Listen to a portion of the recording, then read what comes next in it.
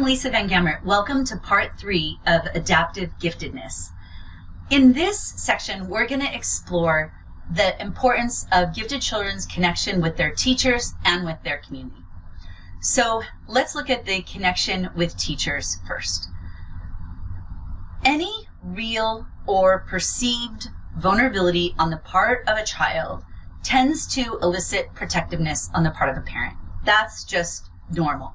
And in the case of gifted children, parents can end up over-advocating, burning bridges rather than building them with the people with whom they most need that connection. And it's natural for parents to become frustrated with the educational system that seems least able to meet the needs of the most able students. And sometimes educators and parents engage in a test of wills, despite the fact that they share the same goal, which is the success of the child. So the old adage that little pitchers have big ears is absolutely true of gifted children, and parents may think that their own negative attitudes towards educators or their own negative educational experience is going to have no deleterious effect on their child's success in school, socially and or scholastically. But they may be surprised to find that they themselves have done far more damage than even the most ineffective of teachers. Oftentimes, it is the parents' negative attitudes that flow through to the child. The child recognizes that almost the best way to get the parents' attention is to come home with yet one more story about something horrific that happened at school. We have to bear in mind that academic ability is a complex interdependence of intellectual and social skill. Part of school success is the ability to operate and cooperate within a group. You also have to be able to show respect for property and for feelings, and you have to have patience with process, with the idea that it isn't just about whether you can do an amazing job on a test. There's more to it than that. In fact, in the description box below, I'll link an article that I wrote on my website about the role and importance of process. So children whose parents have a belief that intellectual giftedness alone should equate with school success often miss the other necessary skills, and their children suffer for that. So when parents and educators both can look at the entire child, not just the intellect in isolation, strategies can be developed that are more likely to lead to school success. And the strategy that I recommend that everybody use is rate and weight.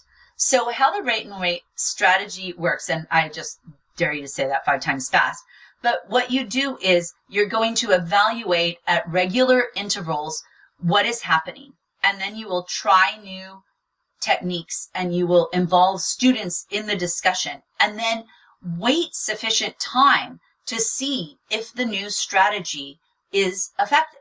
So you start at evaluate, right? Where are we right now?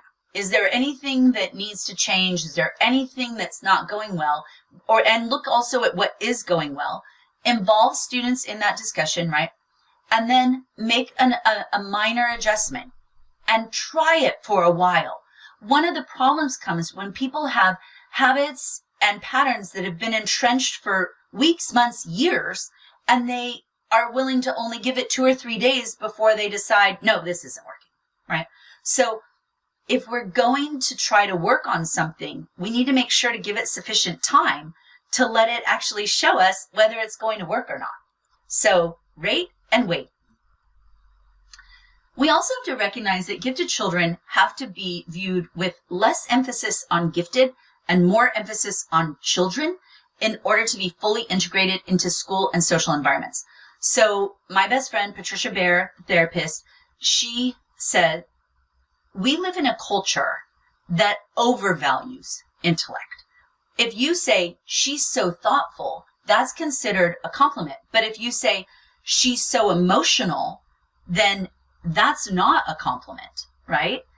And Patty says, the focus and attention on giftedness then eclipses other activities and interests, and it prevents gifted children from getting inside of their bodies and their emotions.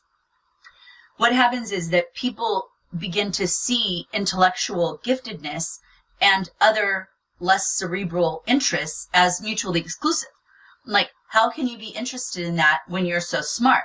They expect that if a child is gifted, he or she shouldn't also be interested in, Barbies or fashion or soccer or anime or whatever it is that they're interested in.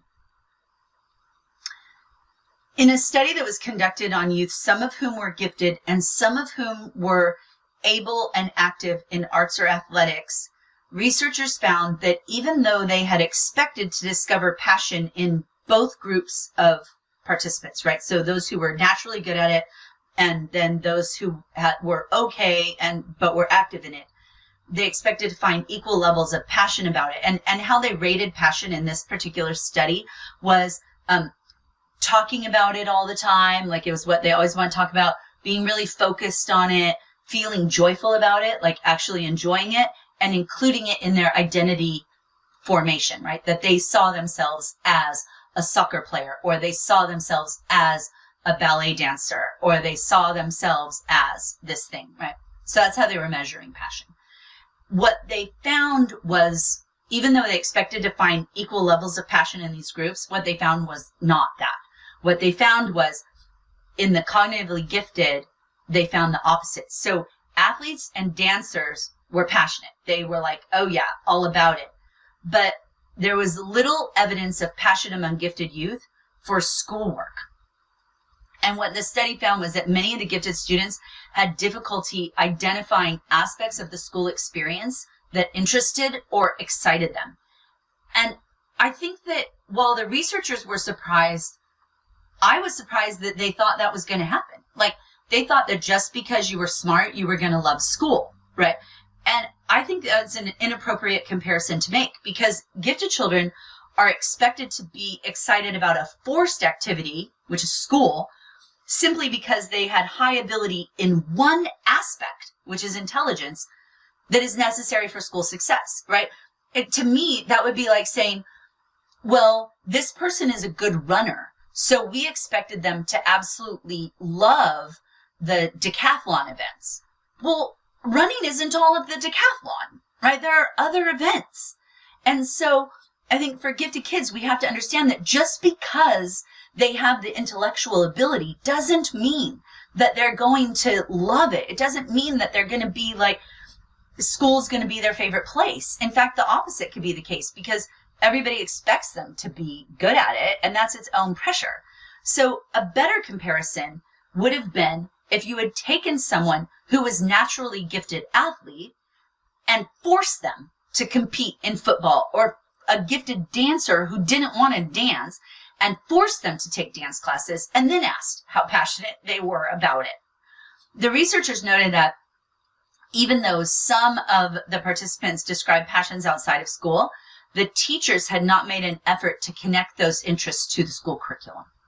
And so a lot of times our gifted kids, the things that they're interested in aren't necessarily connected to school, and a bridge opportunity is sometimes missed. Now, I think this would be ideal, right? Like if we know that a kid is really interested in something and we as a teacher can bring that into the classroom.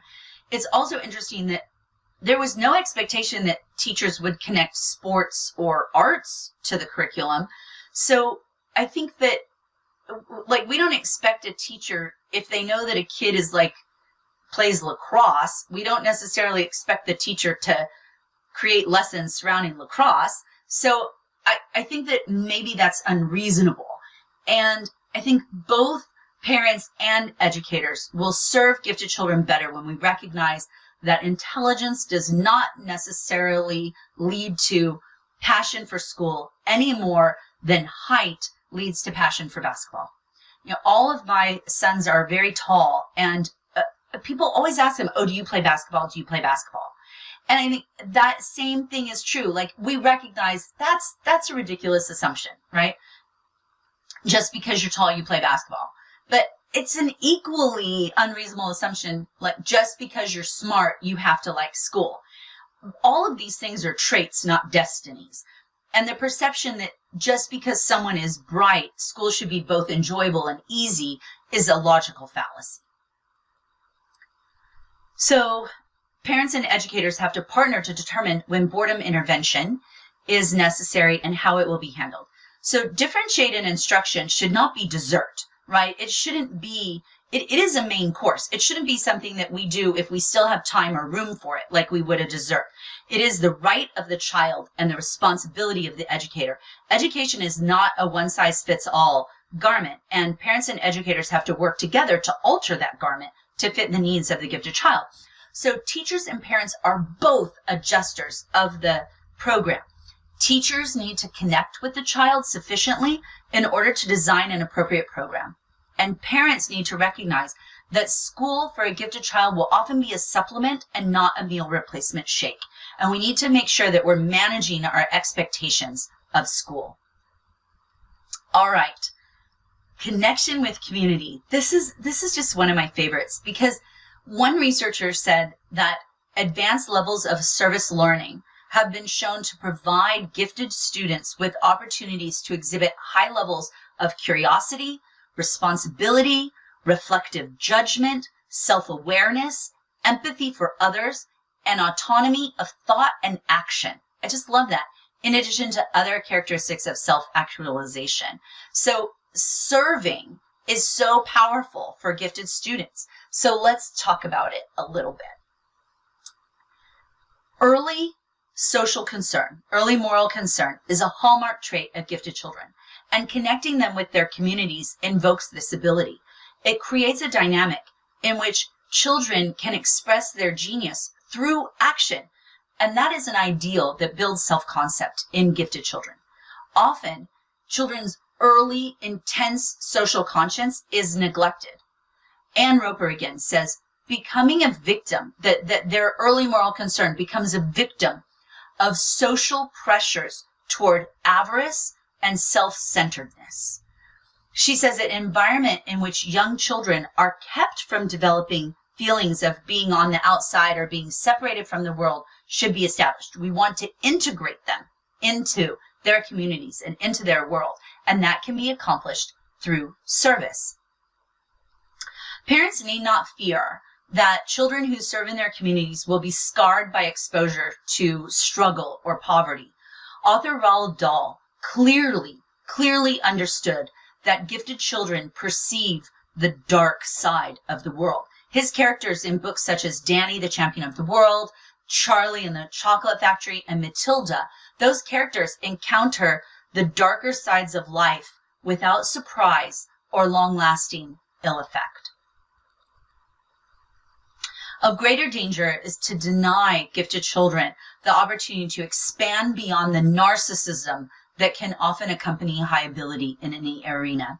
The research bears it out that if we want our children to lead creative, productive lives, we have to give them opportunities to learn in ways that have consequences for others as well as for themselves. So fortunately, finding ways for youth to involve themselves in service learning is not that complicated. Their natural social concern combined with high problem-solving skills make service learning an ideal fit for them. It enables connection with community as well as themselves. Gifted children feel deeply and profoundly about the world around them, and the adults in their lives need to translate that feeling into action to help them. So here you see pictures of two children I know personally. The girl on the right, both of them I know from when I was the Youth and Education Ambassador for Mensa, although the young man I'm still friends with his family. So these are two kids, both in Mensa, who found ways to serve. So the little girl on the right got very, very interested in the idea that there were kids who would go to bed at night and didn't have any book in their house for a story to be read to them at night. And she decided to start a charity to collect books to distribute to those children. Her grandfather was an attorney, and he helped her make it a 501c3. She was collecting books and money and distributing it, and she was organizing it all herself. The young man on the right, Will Lorsey, They drove past somebody begging for food one day on the side of the road, and he was like 8 or 9 years old. He may have even been 7. He was really young, and he decided that he was going to figure out a way to serve that need. And he connected with the Tarrant County Food Bank, where we live in Tarrant County, Texas, and he raised so much money. And from like he got his little like t-ball team, his little baseball team involved, and he ended up in this picture. He became a CNN, like got recognized by CNN as like a youth leader. He's won all kinds of scholarships and awards. He's traveled the world now in this, and he has become a leader in this. And I think that when we let kids tap into that side of themselves, that feeds that internal motivation. Both of these kids are motivated, right? They don't complain about school. They know they need it, right? They need the skills they're developing at school. They need the connections they're developing at school, but they're leveraging them for real world application. So my helpful tip here is help them serve. Help them serve. So to wrap up this experience that we've had in this 3-part series is that the connections that gifted students, gifted children build with themselves, with their peers, with their parents, with their teachers, and with their communities, that makes this possible, that they can become adaptively gifted, that they are essential to the care and feeding of gifted children. They become as at home in the world around them as they are in the world inside of them, and as socially adept and aware as any of their typical learning peers. I want to thank you so much for taking the time to watch this. I hope that it's been giving you something to think about, whether you agree or disagree with the idea that you can think about it and decide for yourself if there are any takeaways for you. If you have any questions or comments, please feel free to leave them in the comments below, and I promise I will respond. And you can look in the description box below for links to more helpful places that you can get resources on working and serving and learning and growing with the gifted.